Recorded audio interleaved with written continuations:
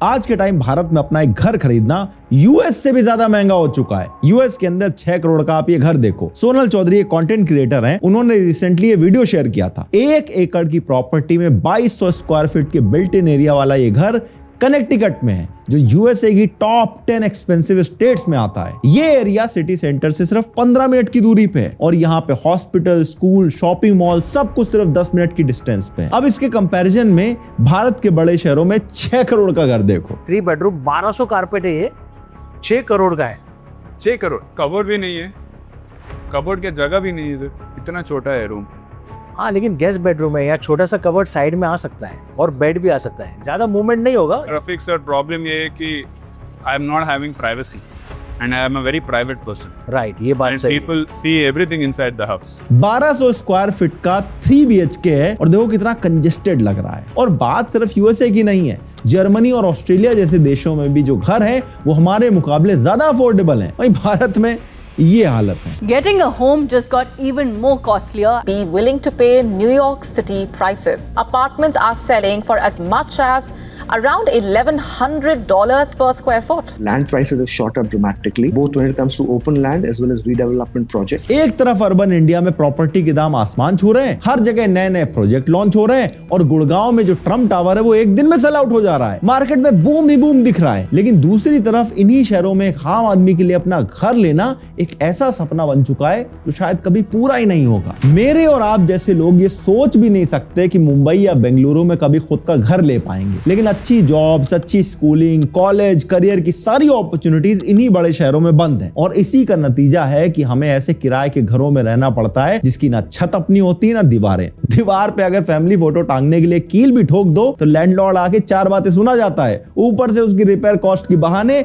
आपका security deposit डकाट जाता है। लेकिन फिर इसी के फ्लिप साइड में एक रियलिटी ऐसी भी है जहां पर भारत के टॉप 8 शहरों में से 10 लाख से भी ज्यादा घर अनसोल्ड है। सिर्फ अकेले मुंबई में 3 लाख से ज्यादा घर खाली पड़े हैं। रियल एस्टेट के सेक्टर में आधा पेमेंट शुरू से ही कैश में होता आया है और अब ये सेक्टर ब्लैक मनी को वाइट करने का सबसे आसान जरिया बन चुका है। बिल्डर्स और डेवलपर्स आर्टिफिशियल स्कार्सिटी पैदा करके ऊंचे दामों पे घर बेच रहे हैं और ये सब कुछ खुलेआम हो रहा है, फिर भी इसे रोकने वाला कोई नहीं है। इसीलिए आज की वीडियो में जरा इसी पे बात करते हैं और देखते हैं कि क्या सच में भारत में रियल एस्टेट इतना महंगा हो गया है या इसे जबरदस्ती महंगा बनाया जा रहा है। बड़े शहरों में अपना घर लेना आखिर सिर्फ अमीर लोगों का हक कैसे बन गया और करप्शन कैसे इस पूरे इकोसिस्टम को दीमक की तरह अंदर से खा रहा है।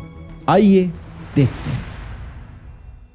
अब देखो, एक बात बड़ी क्लियर है, बड़े सपनों के लिए पैसा सिस्टमैटिकली समझदारी से इन्वेस्ट करना पड़ेगा। ज्यादातर लोग सिर्फ भारत में इन्वेस्ट करते हैं, जबकि आप यूएस मार्केट में भी इन्वेस्ट कर सकते हो और यही आईएनडी मनी काम आता है। एआई और टेक्नोलॉजी की सबसे बड़ी companies Nvidia, Apple, Google, Microsoft, Amazon, Tesla दुनिया को लीड कर रही है और ये सब यूएस में लिस्टेड है। 10 साल पहले एनवीडिया में अगर आपने 1 लाख लगाए होते तो आज वो 3 करोड़ से ज्यादा होता। यूएस मार्केट के 3 बड़े फायदे हैं। पहला है वर्ल्ड लीडिंग कंपनीज का एक्सेस जो भारत में लिस्टेड ही नहीं है। दूसरा है ग्लोबल डाइवर्सिफिकेशन। पिछले साल निफ्टी नेगेटिव रहा था, S&P 500 ने करीब 30% का रिटर्न दिया था। तीसरा है डॉलर एडवांटेज। पिछले साल डॉलर लगभग 84 रुपए का था, आज ऑलमोस्ट 94 रुपए का है। स्टॉक रिटर्न्स अपने आप सीधा 12% एक्स्ट्रा हो गए और आप यूएस स्टॉक्स में आईएनडी मनी के थ्रू इन्वेस्ट कर सकते हो। IND money IFSC regulated gift city से ऑपरेट करता है। केवाईसी भारत में होती है, पैसा इंडियन रेगुलेशन के अंडर ही मूव करता है even when you invest globally, जो मुझे पर्सनल कॉन्फिडेंस देता है। और इसके 3 फायदे हैं। पहला है फ्रैक्शनल इन्वेस्टिंग। कोई यूएस स्टॉक अगर 50,000 का भी हो,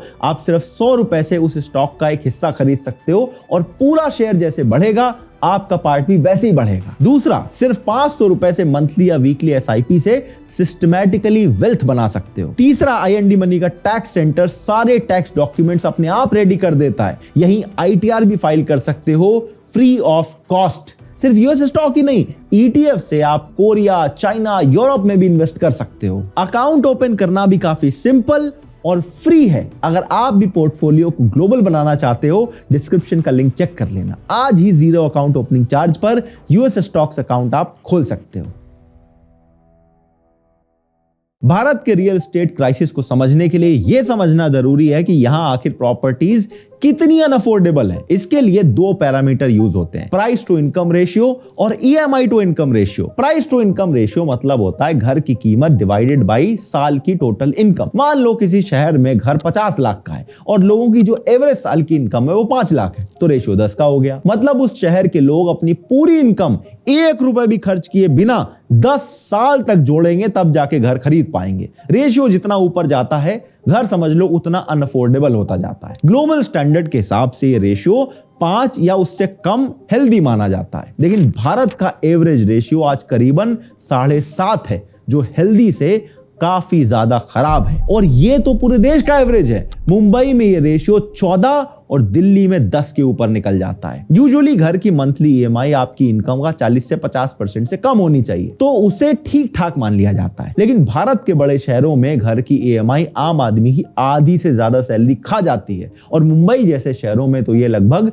पूरी तनख्वाह निकल लेती है। अब आप खुद सोच के देखो, जिस इंसान की आधे से ज्यादा सैलरी घर की EMI में निकल जाएगी, वो घर खरीद भी लेगा तो घर चलाएगा कैसे? तो ऐसे में सवाल आता है कि भैया भारत में घर इतने महंगे क्यों मिल रहे हैं? तो इसका आंसर यह है कि घर महंगा होना एक दो फैक्टर नहीं बल्कि बहुत सारे फैक्टर से डिसाइड होता है, और इनमें से सबसे बड़ा रीजन है सप्लाई और डिमांड का। इकोनॉमिक्स का बड़ा बेसिक सा रूल है, जब किसी चीज की सप्लाई कम हो और डिमांड ज्यादा हो तो उसकी प्राइस बढ़ जाती है। और अर्बन इंडिया के रियल एस्टेट में भी एग्जैक्टली यही हो रहा है। 2016 से 2020 का अवेलेबल आप डेटा देखोगे, भारत के टॉप 8 शहरों में मिडिल और हाई इनकम ग्रुप्स के लिए घरों की डिमांड 7,17,000 थी, लेकिन सप्लाई सिर्फ 3,51,000 घरों की थी, यानी आधे से भी कम। और लोअर इनकम ग्रुप का डेटा आप देखोगे तो यकीन करना मुश्किल हो जाता है। इन 8 शहरों में लोअर इनकम वालों के लिए घरों की डिमांड करीब 20 लाख थी, सप्लाई सिर्फ 25,000। अब ऐसे एक्सट्रीम सिचुएशन में दाम बढ़ना तो बड़ी नॉर्मल बात है। तो ये सिचुएशन इतनी खराब कैसे हो गई? क्योंकि भैया भारत में आजादी के 78 साल बाद भी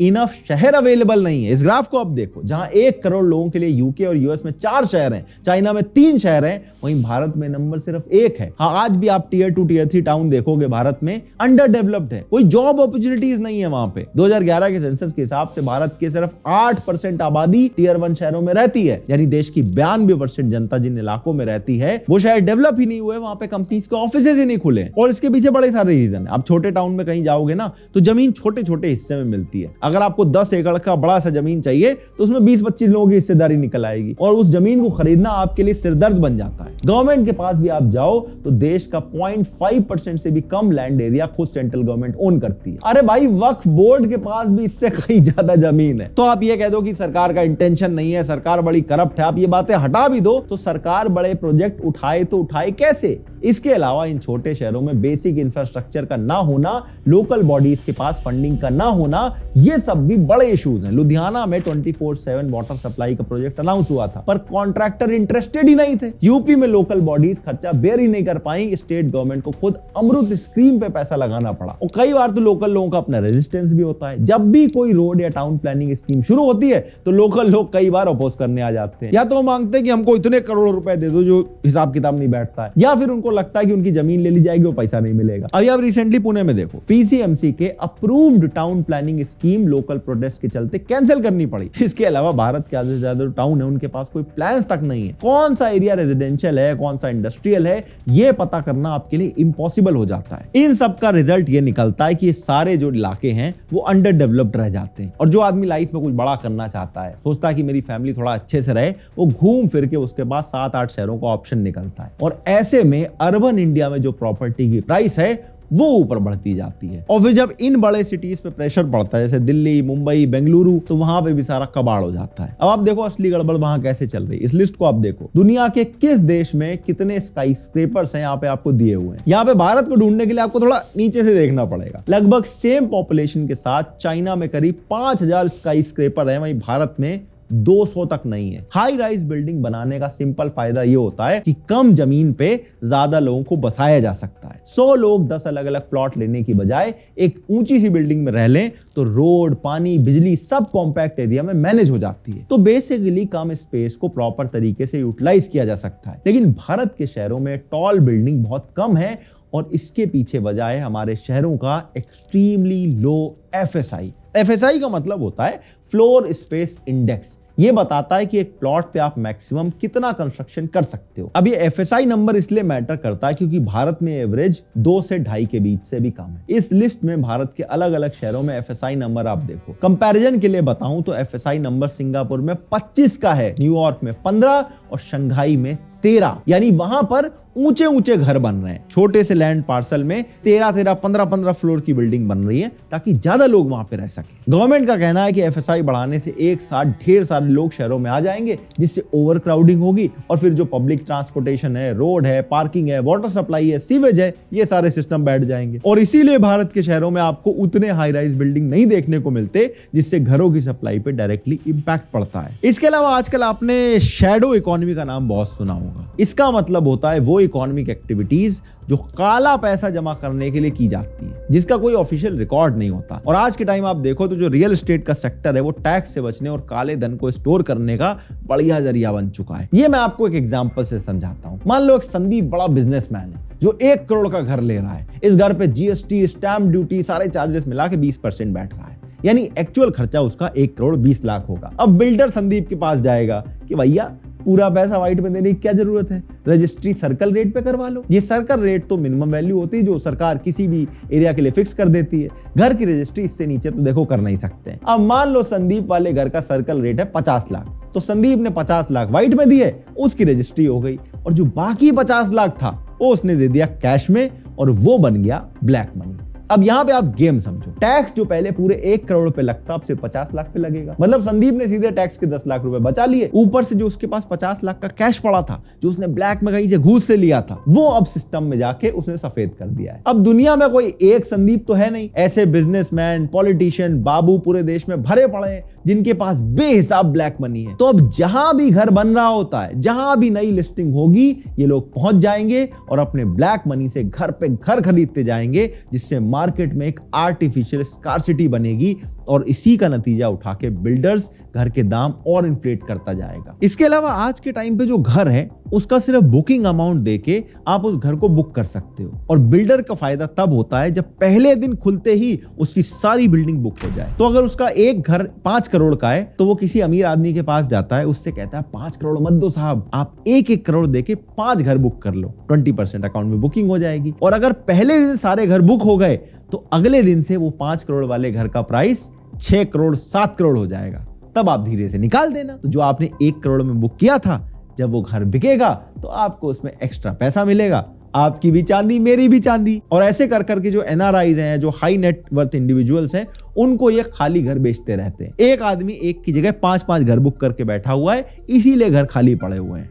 एटलीस्ट 80% ऑफ द बायर्स जिन्होंने गुड़गांव में घर खरीदा है 2 साल में, जो बुकिंग वाले हैं ना, आर इन्वेस्टर्स, अच्छा, /brokers/traders, one of the 3 category. कभी कभी same person is all the 3। और बिल्डर कैसे इंसेंटिवाइज करता है, आप मेरे से ये रेट पे लो, आप जाके आगे बेचो, ठीक है। अगर आपका बिका नहीं, मैं आपको एक बायबैक ऑप्शन भी दे देता हूं।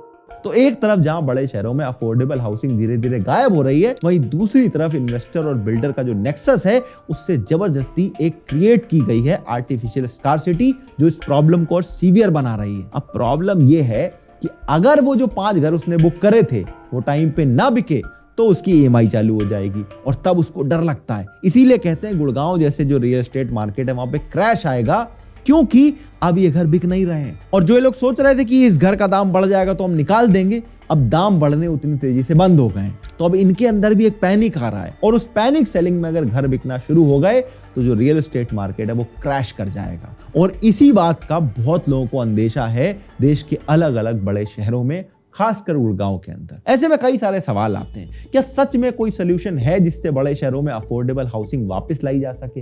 एक रिपोर्ट ये क्लेम करती कि अगर रियल एस्टेट में करप्शन हटा दिया जाए तो प्रॉपर्टी प्राइसेस 50% से कम हो सकते हैं। लेकिन ऑनेस्टली बोलूं तो भारत से करप्शन पूरा खत्म हो जाएगा, ऐसी उम्मीद भैया मैं तो पाल के नहीं बैठा हूं। हवा में बातें करना एक चीज है और एक्चुअल सोल्यूशन की बात करना दूसरी। फिर भी कुछ स्टेप जरूर लिए जा सकते हैं, इससे हालत कुछ हद तक सुधर सकती है। सबसे ऑब्वियस सोल्यूशन है कि हमें नए शहर बनाने पड़ेंगे, एक दो नहीं बल्कि मैसिव नंबर्स में। वो जो स्मार्ट सिटी की हवा वाली बातें चली थी ना, उनको रियल करना पड़ेगा। तो जो छोटे शहर हैं उनको डेवलप करना पड़ेगा और उसके साथ साथ जो एग्जिस्टिंग बड़े शहर हैं उसका इंफ्रा आपको थोड़ा बेटर करना पड़ेगा। जो सीवर रिवर लाइन है वो डाल के थोड़ा अपग्रेड करो ताकि आप एफएसआई बढ़ा सको, क्योंकि जमीन तो लिमिटेड है लेकिन आप ऊपर की तरफ तो बढ़ा सकते हो ना, कि जहां पर 4 फ्लोर बन रहे हैं वहां 8 अगर बनने लगे तो ज्यादा लोग रह सकते हैं, सप्लाई बढ़ेगी तो प्राइसेस भी धीरे धीरे कम हो जाएंगे। और ये सब आप बिना प्रॉपर प्लानिंग के साथ नहीं कर सकते हो। हर शहर का मास्टर प्लान दोबारा से बनाना पड़ेगा, वरना फिर वही अनप्लान्ड घुटन भरे जो शहर हैं वो खड़े हो जाएंगे जहां ना स्पेस ढंग से होता है और ना आगे की डेवलपमेंट हो पाती है। दूसरा है जो सर्कल रेट का पूरा सिस्टम है वो अपने आप में फ्लॉड है। सर्कल रेट मिनिमम की बजाय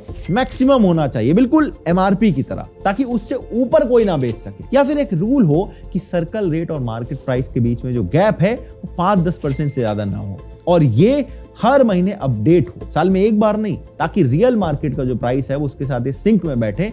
इससे जो आप ब्लैक मनी है उसको कंट्रोल कर सकते हो। और तीसरा रेरा यानी रियल एस्टेट रेगुलेशन अथॉरिटी पहले से एग्जिस्ट करती है लेकिन इसका ढंग से यूज नहीं हो रहा है। सोच के देखो, अगर रेरा एक सेंट्रलाइज्ड डिजिटल प्लेटफॉर्म बन जाए जहां बुकिंग से लेकर हर ट्रांजैक्शन रियल टाइम में अपडेट हो, जैसे स्टॉक मार्केट में होता है, हर डील का डिजिटल रिकॉर्ड हो और बायर लास्ट सेल प्राइस देख सके, कितनी ट्रांसपेरेंसी बढ़ जाएगी और ब्लैक मनी का जो पूरा सिस्टम है वो वहीं से निपट जाएगा। इसके अलावा जितने एनआरआई बायर्स हैं जो यहाँ पर 10-10 घर खरीद के बैठे हैं सिर्फ इन्वेस्टमेंट के लिए, इनकी ओनरशिप पे एक लिमिट लगनी चाहिए, कम से कम हायर टैक्सेस होने चाहिए, क्योंकि इन बड़े शहरों में हाउसिंग इनके लिए सिर्फ एक इन्वेस्टमेंट का टूल बन गया है, जबकि जो लोकल लोग हैं वो इनकी वजह से बेचारे बेकार में एक्स्ट्रा पैसे देके वो घर खरीद रहे हैं। इसके अलावा जो एनआरआईज ने घर ये खरीद के खाली छोड़ रखे हैं, इस पे अगर वैकेंसी टैक्स लगा दिया जाए तो इनको मजबूरी में कम से कम किसी को किराए पे देना पड़ेगा, जिससे कि जो लोगों के रहने की सुविधा है वो थोड़ी बढ़ेगी। और सबसे जरूरी, हमें भारत में हाउसिंग को एक लग्जरी या इन्वेस्टमेंट एसेट की बजाय एक बेसिक राइट की तरह देखना चाहिए, क्योंकि आज जिसको सर पे छत की सबसे ज्यादा जरूरत है मार्केट में उसी को सबसे बाहर फेंक दिया जाता है। जिसके पास पहले से 4 घर है वो आराम से 5वां खरीद रहा है। सोल्यूशन थोड़ा मुश्किल जरूर है लेकिन मुझे लगता नामुमकिन नहीं है। बस पॉलिटिकल विल चाहिए और उससे भी ज्यादा ढंग का एग्जीक्यूशन चाहिए, क्योंकि घर लेना एक सपना हो सकता है लेकिन हमेशा सपना ही रह जाए ये जरूरी थोड़ी है। बाकी IND मनी का लिंक डिस्क्रिप्शन में है, अभी जाओ और चेकआउट कर लो। अगर ये वाला वीडियो आपको अच्छा लगा तो अगला वीडियो आपको और अच्छा लगेगा, स्क्रीन पे लगा दिया है, क्लिक करो और अभी देख डालो।